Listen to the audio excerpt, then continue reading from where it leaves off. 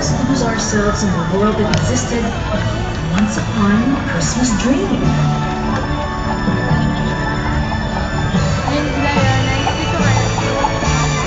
It was the night before Christmas. Winter was in the air. It snowed heavily the night before and everything shimmered with its white glaze. There were scents of fresh pine and mistletoe, freshly baked apple, and blueberry pie.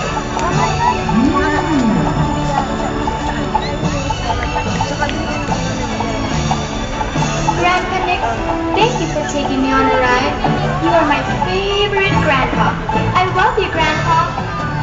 Oh, that is so nice to hear, my child. Will you come visit us tonight? Of course I will. Wouldn't miss it for the world. It's Christmas now.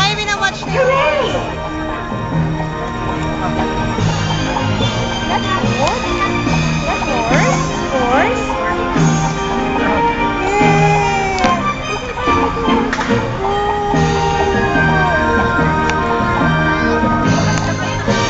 Carla.